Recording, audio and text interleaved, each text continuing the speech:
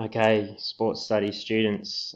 So this video is to discuss what needs to be done to complete the first of your folio tasks for assessment type 3 folio and discussion. So this one is based on the patterns of physical activity unit that you'll be completing. So the task essentially starts with what the purpose of the assignment is, then goes into the description of the assessment. So what you're going to do is engage in learning through a PowerPoint, which I'll show you some of shortly. The PowerPoint will be completed in class, and then you'll also be assessed based on 3 performance standards. So the application 1 performance standard, where you'll show your development of knowledge, concepts and skills by answering the questions periodically throughout the PowerPoint. Investigation 2 performance standard, which requires you to look at answering each question from a variety of different perspectives. And then communication and collaboration 3 performance standard, which is about making sure that you are able to discuss and justify your ideas and opinions through the use of examples and research. So each response should be a minimum length of a small paragraph if you want to get a good grade. So you're looking at about 3 to 4 sentences. If you add more detail, that's fine, but you're probably going to be struggling to put in enough detail if you don't get it up to that 3 to 4 sentence level. So you need to make sure also that even if you're away for any of the content in the PowerPoint, all of the information is presented for you to be able to access in the PowerPoint. So you need to make sure you answer all the questions, even if you're away for any of those sections. So the assessment design criteria and learning requirements are outlined there. You can see the 3 performance standards that you'll be marked against are in black, and then the rest are faded out. So essentially this is the performance standard rubric that I'll be giving back to you when I have marked your good copy, but we will have a chance for drafting throughout as well. So each of the questions you can see corresponds with sections of the assignment. So the first question, I'll just bring up the PowerPoint here. So you've just got the introduction title page. And then the first question, without giving you too much information, asks you, what are the current trends and patterns of involvement evident in Australia for physical activity? So you can see here, what are the current trends and patterns of involvement in physical activity evident in Australia? So you'll need to do some of your own research to be able to answer that. So the kinds of things we're looking at are, is the level of physical activity participation increasing, decreasing, just some information on what kinds of exercise or physical activity is popular at the moment, how are things now compared with what they have been like in the past. So then moving on, question 2 looks at what are the differences evident in slides 7 and 8 between people who say they don't have enough time to be physically active compared to those who do, and why do you think these differences affect the ability of a person to exercise? So in class we'll go through some information here. We won't worry about looking at it too much now, but when you get to slide 7, you'll look here, people who say they do not have enough time to be active, and it gives you some information about what those types of people who say that are actually like.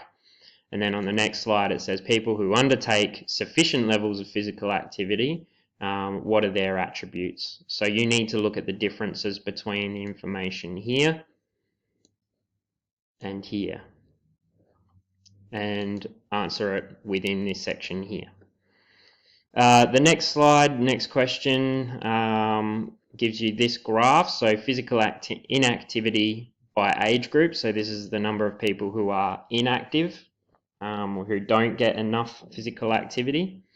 So what you need to do is look at this graph and essentially list 2 trends that you can observe in the data.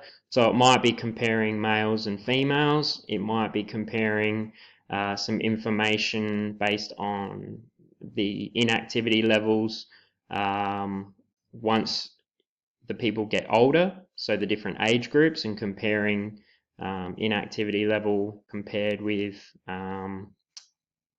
the elderly with the young.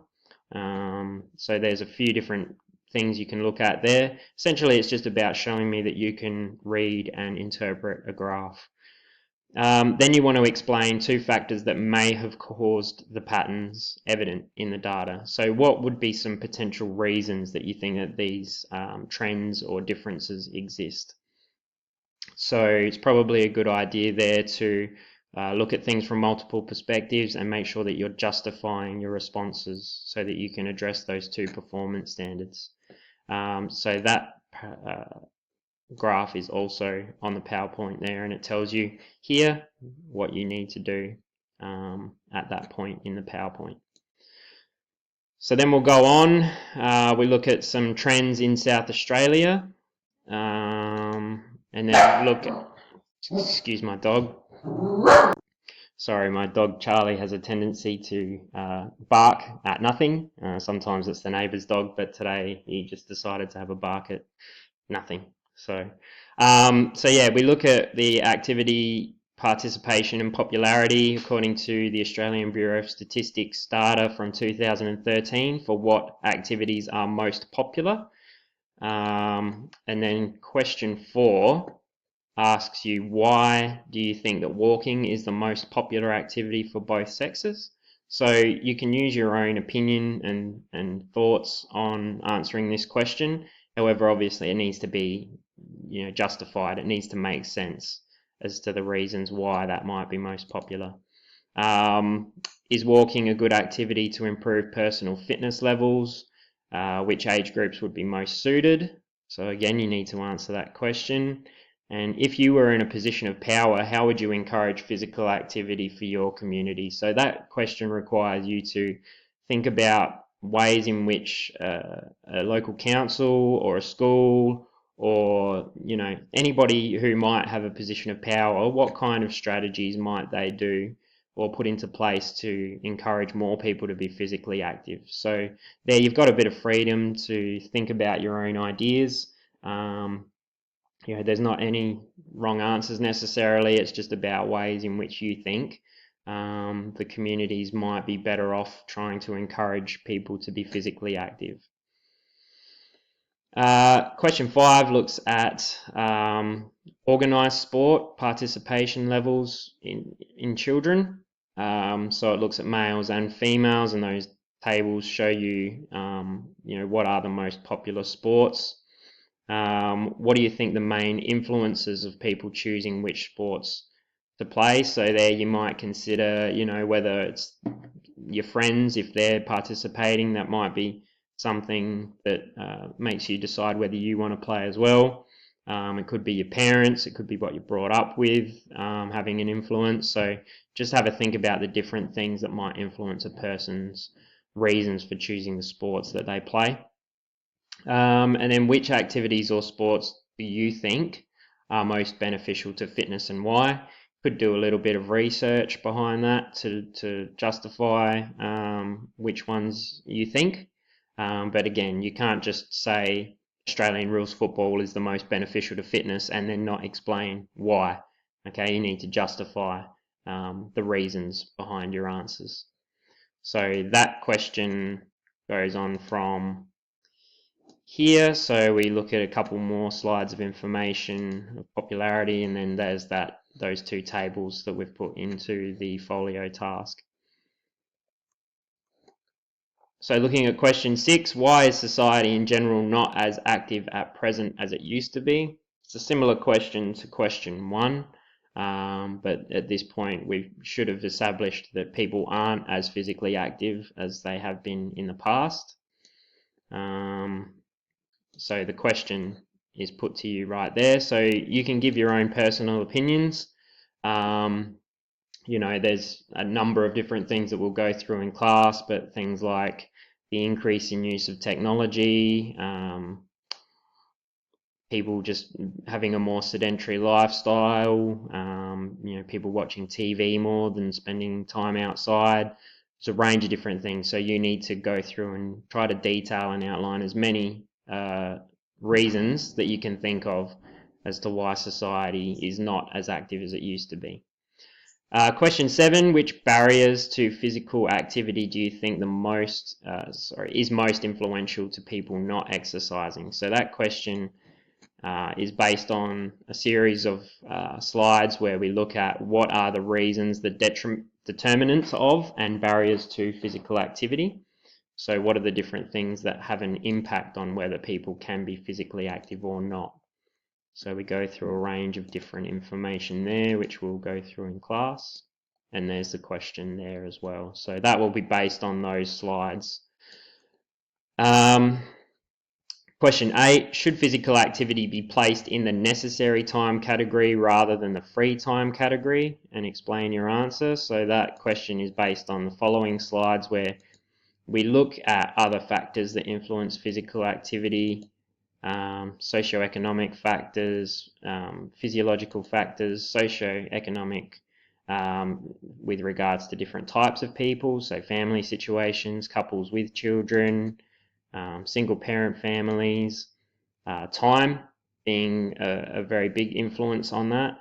So we break down different activities that people participate in throughout their lives based on necessary time, contracted time, committed time, free time. So you need to decide whether you think that it should be classified as a necessary time activity. So we keep going through there, look at the breakdown of how people spend their leisure and rec time. And there's the question there, should physical activity be placed in the necessary time category rather than the free time category? So the next question, you're looking at 5 devices and how they have impacted people to lower their need to do physical activity. So you can think of things at work, transportation. So the example there that I give you is a washing machine, means that you no longer are required to wash clothes by hand. And then maybe 2 strategies that would lower our reliance on technology advancements and therefore increase physical activity. So the example being use stairs rather than taking the elevator.